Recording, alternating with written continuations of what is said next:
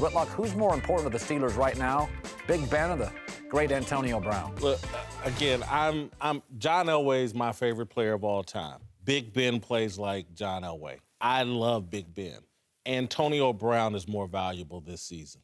Antonio Brown, to me, should be in the MVP hunt. It should be down to him and Tom Brady. It really should be decided this coming week when they play.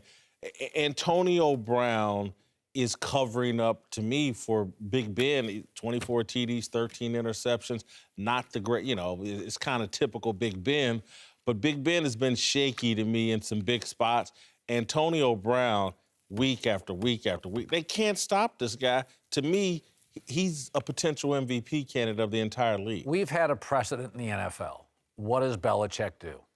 He rolls coverage and takes away your star asset. Bill's never been able to take away a great quarterback. Great quarterbacks are great quarterbacks. Bill will take Antonio Brown out of the game. He'll just roll coverage, take him out. Who's more important to the Steelers? Not Bill Belichick. Big Ben. Big Ben's more important. Big Ben's more. Who's going to throw the ball to Antonio Brown the way Big Ben does? If you look at the passes I think seen 3 or more passes that was just dropped in the bucket down the sideline yesterday that most quarterbacks in this league probably can't do or make that throw. You take Antonio Brown away. You take Antonio Brown away. I still think Big Ben can make it happen with the weapons that he got around him. I know Antonio is a great player. I never take that away from him. The guy works extremely hard, but Big Ben is the guy that drives that. He's a great team. deep quarterback bias. Well, no, he's right. I see why you're saying that, but quarterback bias. I'm looking at the throws last night dropping They were right in the perfect. bucket. And I'm like, they were perfect dude throws. is so good. A lot of quarterbacks can do that. What are you talking about? They can't catch the ball like that. 500 yards. He threw 500 yesterday. He threw 66 times. Of course, you're going to say, he got to say that. He's a quarterback, man. I'm going to agree with Whit here because as a guy who catches the ball, too, the way Antonio Brown is playing, I'm glad you brought that up because I didn't even think about it. He is an MVP. He should be in the talks now for what he's done this year and what he continues to do. I do believe you take him away, you win that game. And rest assured, when New England goes against them next week, Bill Belichick will roll coverage, all that stuff that's going to happen that I've seen. I've told you, I've said it before on your show. I've had my worst games going against Bill Belichick. The worst games of my career. One catch, 13 yards. One catch, 7 yards against San Francisco. One catch, 13 yards against New England Patriots one time. And that's because Bill Belichick, everywhere I went, there's 2 guys, 2-3 guys. Now, it's a little bit harder to do that against Antonio Brown because he's a receiver, but he's not going to catch more than 80. He won't have more than 80 yards that game. If he puts up 120 and 2 TDs, the whole conversation will be different. It'll be different next week. But by the way, remember this. Antonio Brown had the Facebook thing. Le'Veon Bell, little holdout. Big Ben's called out Tomlin. What's happened over the last 4 to 5 years is Big Ben's become, after he came into this league, he had baggage. He cleaned it up.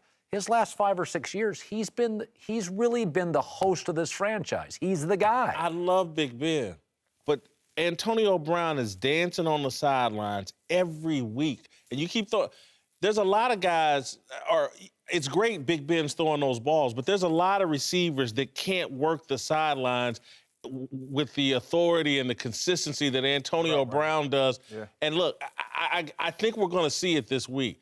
Bill Belichick and him will try to take him away. I think he's unstoppable. I think we're looking at a Jerry Rice-type season where nobody could stop Jerry Rice. Jerry Rice is the only wide receiver that ever came close to winning the MVP. He came in second once to John Elway.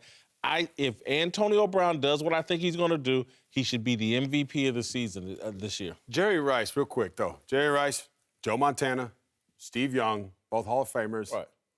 Rich Gannon left us 10 years in the league, went to the Raiders with MVP when Jerry Rice came over there with him, was putting up stellar numbers. That shows you how good a receiver can be. Yeah, Randy Moss used to do the same thing. He'd show up and records would fall. Minnesota, he went to New England. The next thing you know, Brady's throwing 50-some-odd touchdowns. Antonio Brown is in that lane.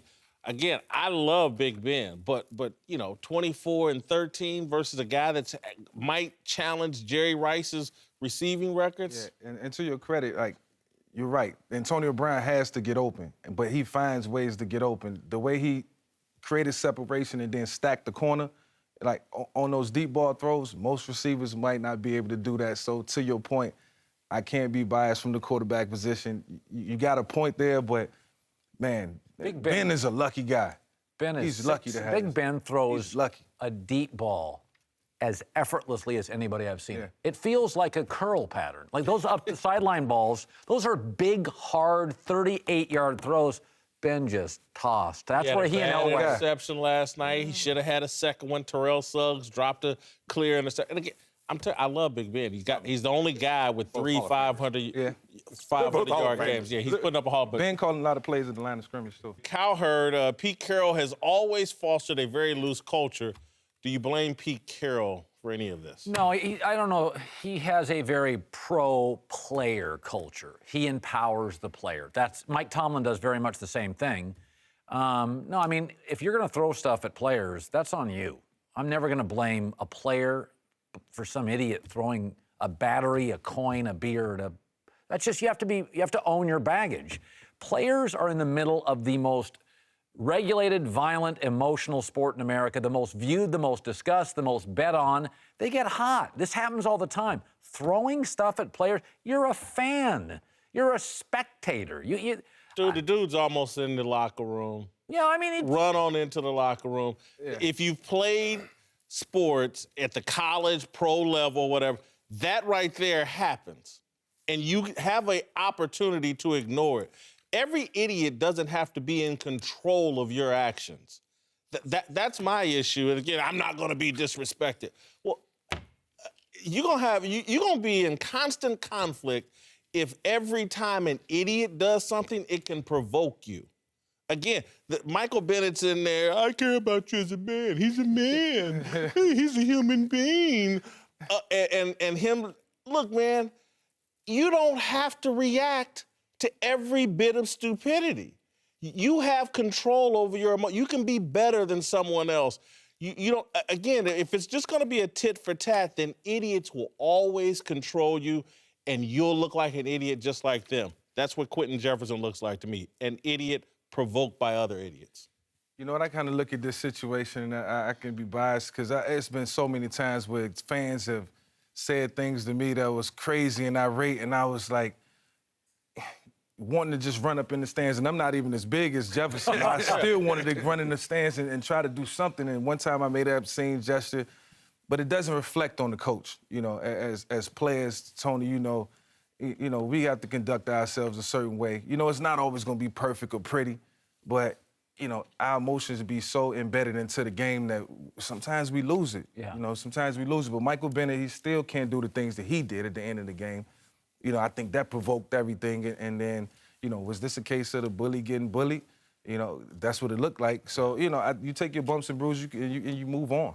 Yeah, when you're emotional, like you say, you wear it out there on the sleeve, you attract what you put out, okay? And that's gonna come back to you. That's all there is to it. And so when he's going to the locker room, if that was me, keep going. I would have just kept going right there. You know, you have my helmet on. He took his helmet off and then goes back for more. What do you think is gonna happen with these fans? We've had experiences, I was telling you earlier today, playing out there in Oakland, down in the black hole, getting quarters thrown at my helmet, empty beer cans. You just don't react. You know, you just have to be above that and get out of there. But I do agree with him.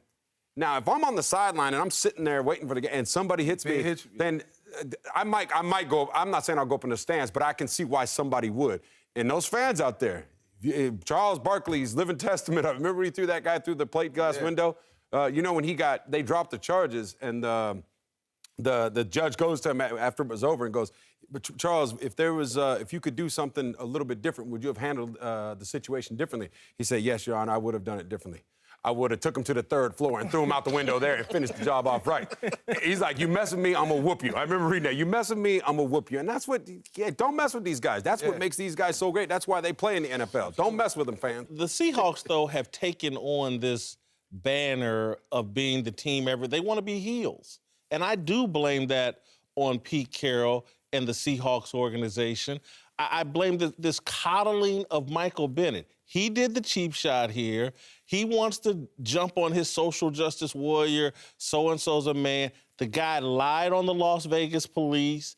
He did something cheap here. To me, it's a damn disgrace. This guy running around as a Walter Payton Man of the Year nominee. He's a role model, man. He doesn't live it. He's a product of this little fake Twitter world that we've created where somehow he stands for something and he really doesn't. And that's what I wanted to say. To see Michael Bennett doing this and for the awareness that he's brought to various situations around the league, kids looking up to him as a role model, I don't want to see him in this light. Right. I think he should conduct himself better. You know, I think he needs to learn from this and obviously know that he got a lot of kids watching him and everything that he says now that he's put himself on that platform.